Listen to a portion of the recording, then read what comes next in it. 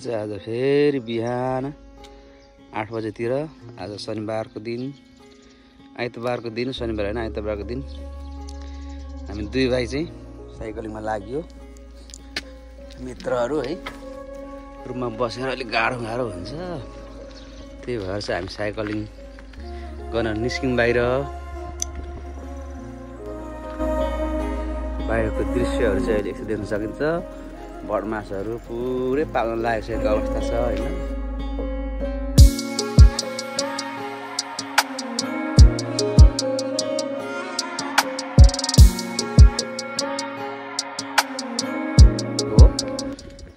भरे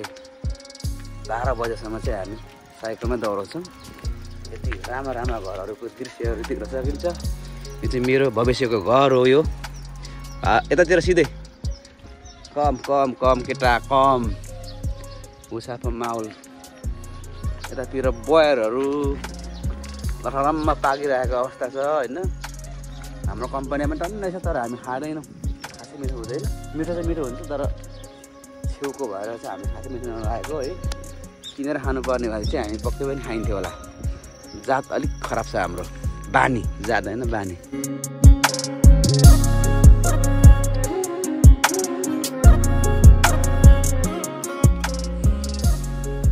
यहाँ पर दामी कफी सप छ केटो हैन छिर्ने कफी खाएर जाने हो बिहान अनि मजा आएन त्यहाँ गएर चाहिँ लाटे हान्नु मन लागेको छ लाटे आम्मा चरालाई धपाउन लागि यो खोगुमा ढुकुरेहरू सिलामहरू काटेर थुपारिरहेको छ यसरी यो सिलाम है अझ सिलाम गाउँतिर अहिलेको त्यो धानसँग चामलसँग खानुपर्ने दामी हुन्छ सिलाम डम्फर भन्छ यसलाई फेरि डम्फर पनि छ यहाँ फेरि ओहो डम्फर पुरै पाकिरहेको छ यहाँ डम्फर के भन्छ तिमीको भाषा केटा यसलाई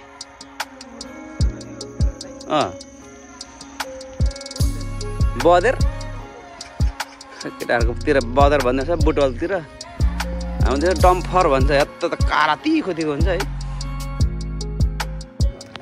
यात्राको साइक्लिङ यात्राको क्रममा आज चाहिँ जियासमा बसेर चाउचाउ खाएर अब हामी फेरि डाँडातिर जाँदैछौँ सकियो छ है मेरो सक्यो ल चढौँ केटा झोला खाला बोकेर अब डाँडातिरको यात्रा हुन्छ हाम्रो अब है डाँडासम्म पुगेर आउने सोचमा छौँ ल बिहानै उठेर यतातिरका मान्छेहरूले पुरै सिलामहरू काटेर म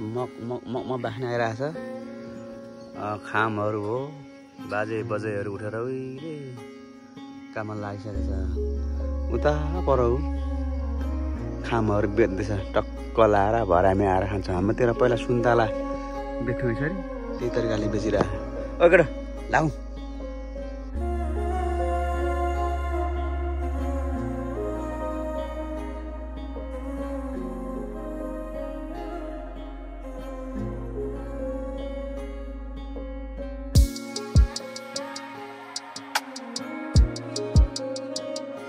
नङ्ग्रे फुल पहिला हाम्रो घरतिर हुन्थ्यो यो नङ्ग्रे फुल है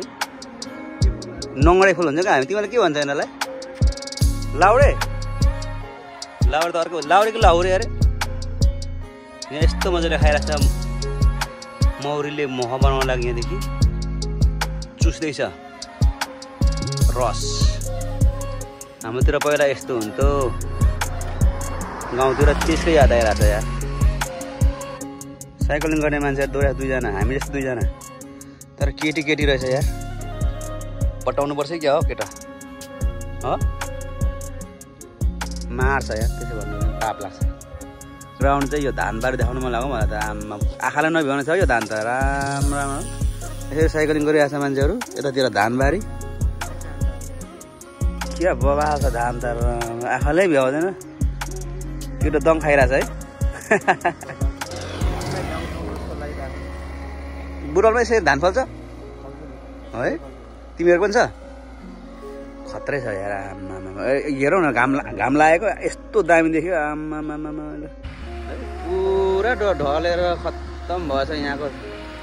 धान बाली चाहिँ मासतिर बाजेहरूले जोतिरहनु भएको छ फेरि तलतिर साह्रै राम्रो छ फेरि गाउँ यहाँबाट चाहिँ हामी गाउँ प्रवेश गर्छौँ गाउँ काटेपछि पुगिन्छ होला अन्धाधुन्दामा होइन जस्ट हामीले त्यो के भन्छ डाँडालाई मात्रै हेरिरहेको छौँ टुप्पालाई त्यसलाई हेर्दै गइरहेको छौँ पुगिन्छ होला घरमा पनि यस्तो मजाले लेखेर आर्ट गरेर राखिरहेको छ फुलहरू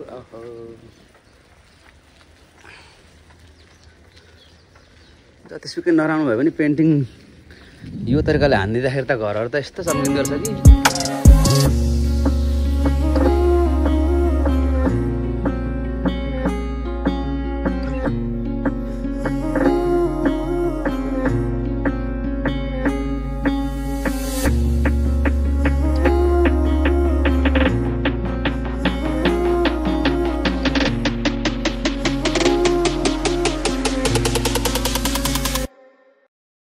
खोरालाई यता थन्काउँदै हामी चाहिँ लाग्यौँ केटो कस्तो लागिरहेछ हौ उकालो निस्किँदा फ्रेस महसुस डाँडा चढ्दैछौँ बिहान बिहान साइक्लिङ खाइयो स्टेट कम टेन्सन हुँदैन होइन कम्पनीको त्यो दिन रात फलामको आवाज सुन्दा सुन्दाले हाम्रो चाहिँ दिमाग खराब भएको छ होइन अब चाहिँ जङ्गलको यति राम्रो सुन्दर स्वच्छ वातावरणमा हिँड्दाखेरि चाहिँ मन चाहिँ एकदम खुसी भइरहेको छ तर तिमी अघि फर्क्यौँ भन्दै थियौ यार फर्क्यौँ भनिरहेको थियो यार यो उकालो हेर्ने बित्तिकै कसरी चढ्ने भनेर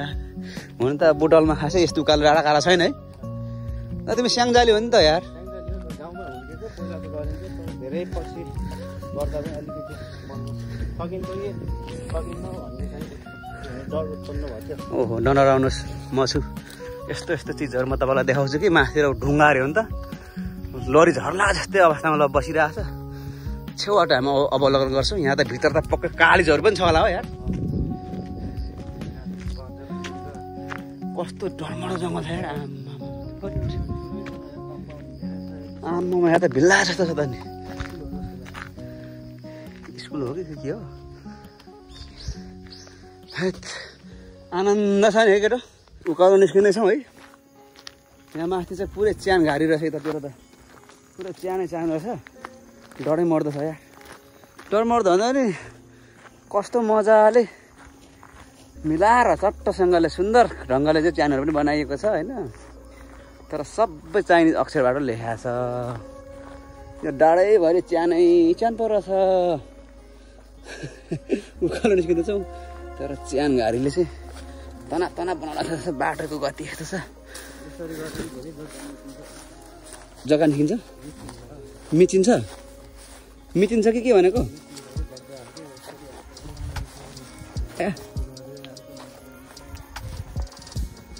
जग्गा बचत हुन्छ भनेको कि के भनेको ल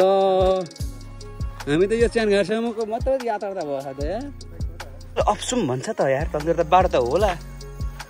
भन्छ जाने कुरो भएन जङ्गलतिर हामी आज कालिज मार्नको लागि अगाडि बढिरहेछौँ के कसो हो केटो कुन खाले खाने कटुस के खाल परीको कटुस छ मादल जस्तो कुनै कुनै कस्तो है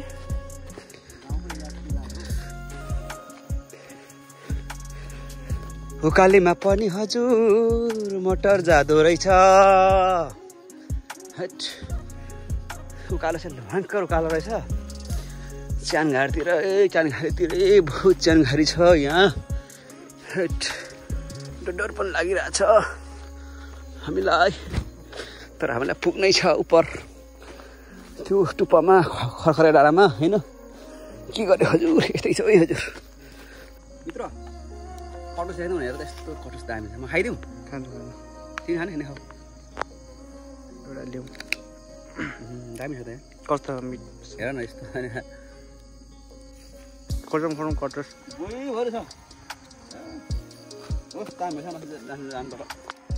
बहुत बढिया जग्गामा आइएछ यार आम्मा माटो त होइन पुरै हाम्रो गाउँठाउँको माटो छ रातो माटो त्यो टुप्पा जानु भनेको अब खासै जानु मन लागेन अब यो जङ्गल पार गर्नु अलिक गाह्रै बने भयो फर्किनुपर्छ अब ओह्रालो हाट खेत छ यार बेकारमा खेत छ अहिले जाने नि हो त नजाऊँ ल अब हामी फर्किन्छौँ यो उकालो जानु डर लाग्यो क्या लास्ट उकालो रहेछ हामी नजाने भयो अब फर्किन्छौँ अब भोक पनि लाग्न थाल्यो अघि खाएको ल्यामलले पनि अब ठाउँ छोडिसक्यो बाटो छ ओहो लास्टै ओह्रालो नसकिन साइकल ल्याएर त्यही हिँड त ओहो ल हामी फर्क्यौँ है घरतिर अब फेरि रुमतिर लाग्यो अब आजको दिनचर्याको भिडियो पनि इन्डिङ हुँदैछ धन्यवाद।